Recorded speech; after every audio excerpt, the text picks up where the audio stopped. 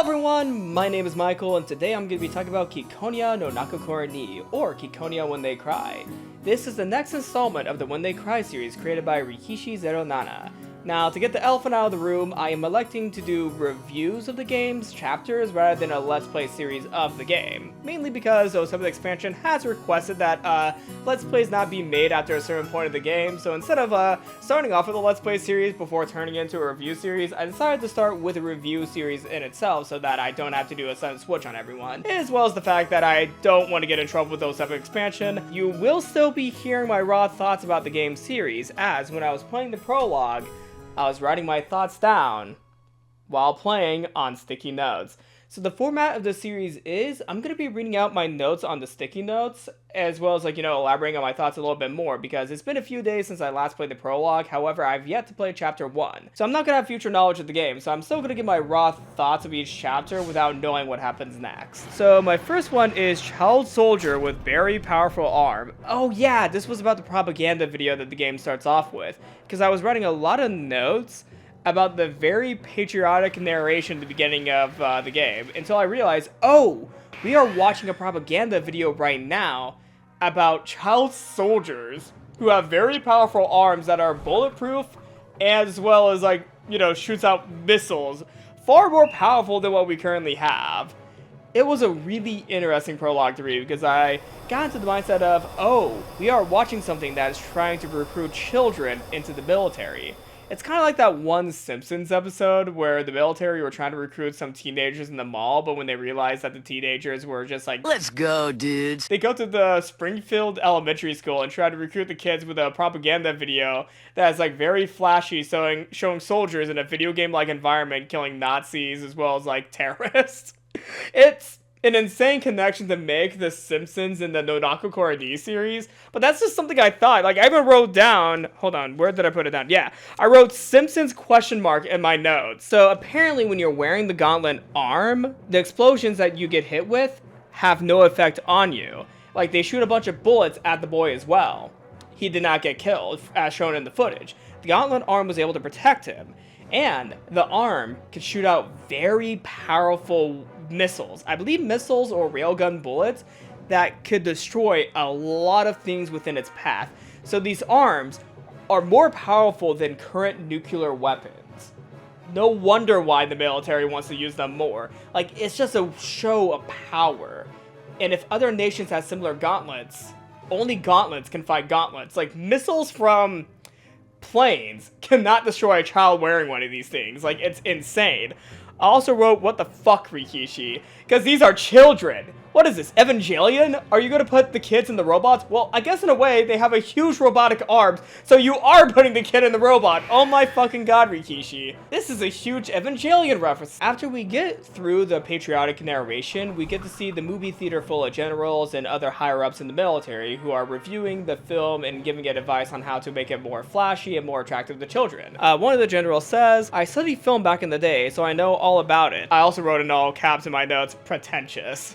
Because that's one of the most pretentious things. I studied film when I was in school, so I know all about film. Aren't you sounding a little pretentious? I'm not saying anything bad about film study people. If you're in film study, that's totally fine. But saying, hey, I studied this in school, so I know a thing or two about it, you kind of sound like an asshole, I'm gonna be honest. I love my next note. Oh, I'm just gonna show it to the camera. I'm not gonna say this out loud, but you can hear it. This is a comment you can read, and then you can hear. Yeah, you can hear this. So, yeah, he shows up in Higurashi and in Umineko. And now he's in Ciconia, and he's a higher up in the military. Okonogi is just a phenomena. He's not even one character, he's a phenomena. Every, so often he just reappears in a different world, in a different environment, and with a different goal. And I like how he was so unimpressed with the video, because he's yeah, the editing makes it look a lot better than it actually is, because he literally reveals the kid is dead. He got blinded in one of the shots where there was very flashy weapons hitting him, as well as during the explosion he blew up. They blew up a child, and they hid it with editing.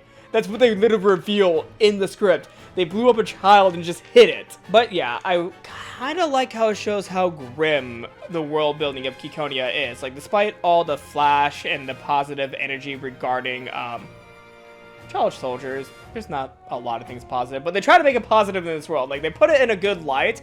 However, they do not hide this is a brutal world through showing, the view of Okanogi and his internal thoughts of what the video was showing and what it was not showing. It is a really, really brutal world. Like, you have to, have this sort of environment where having child soldiers be recruited through propaganda videos be okay.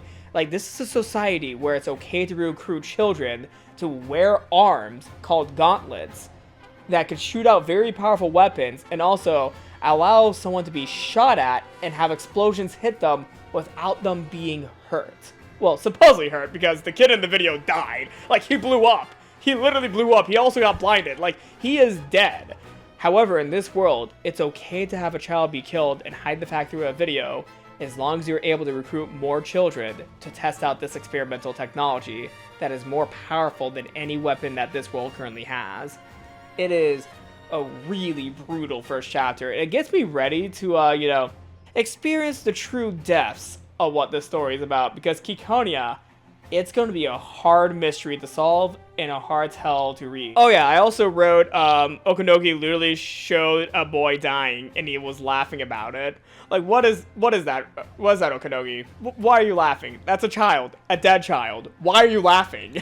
So yeah, after Okanogi talks about the boy dying as well as like leaving the theater after showing the propaganda film, he goes to reflect on the next child that would be, using the gauntlet, which is a boy named Meow. He is not, Meow? Yeah, Meow. Yeah, he's not really that amused about Meow being the next gauntlet. Like, apparently, he's quite the character. And before I end this video, I have to wonder what kind of character Meow would be. Because Kiichi, yeah, he was pretty much an immature boy in his characterization. However, he had a lot of charisma, and that's what got him through the tragedy of Hinamizawa.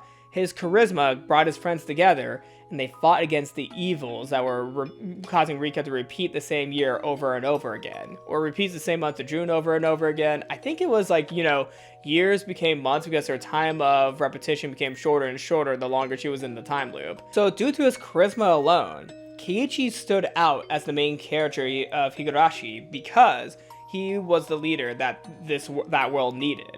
As well as, Akasaka swooping in at the end to be the adult that saves everyone, because let's be honest here, Kiichi couldn't do much because he was a 14-year-old boy. Meanwhile, Balor, he may have the charisma that Kiichi has, but he has something that Kiichi didn't. Intelligence. Kiichi was not that smart in Higurashi. Like, we can all agree, Keiichi's kind of a dumbass, but a lovable one. Meanwhile, Balor, he was a dumbass when it came to, interacting with other people, but when it came to intelligence, Balor was really intelligent due to his love of the mystery genre.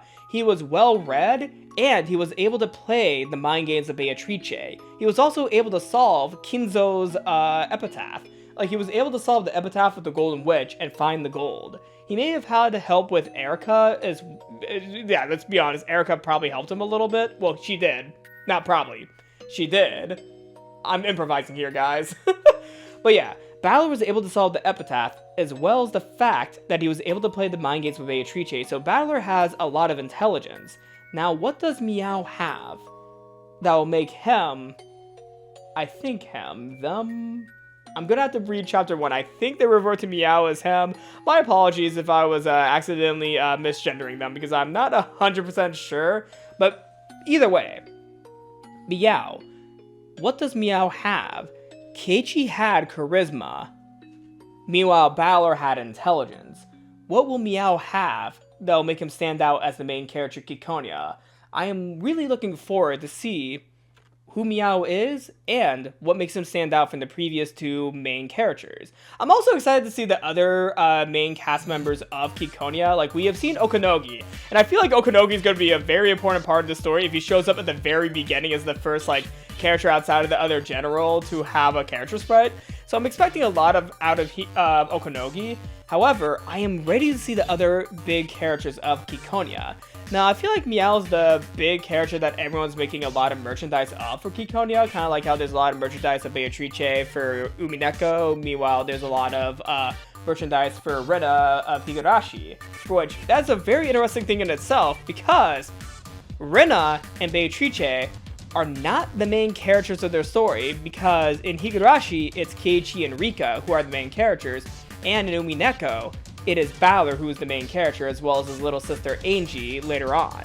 So, Ciconia is very unique already, because Meow is the big popular character that shows up in all the merchandising. And speaking of Rena, I really like the cool Rena logo of 07 expansion. I think it might be one of my first times seeing that logo. So I'm really enjoying seeing it within an official When They Cry release. This game and its mystery is going to be really hard, and I'm so ready to make theories based off of it, because we have child soldiers, Okanogi, who is probably going to be a big character in the story, and a main character that I want to know what makes Meow stand out, and why is Meow the poster child of Ciconia? How is he, or they, how are they the Rena or the Beatrice of their own tale? I am really excited to cover more of this series, but that is all my thoughts for the prologue of Ciconia.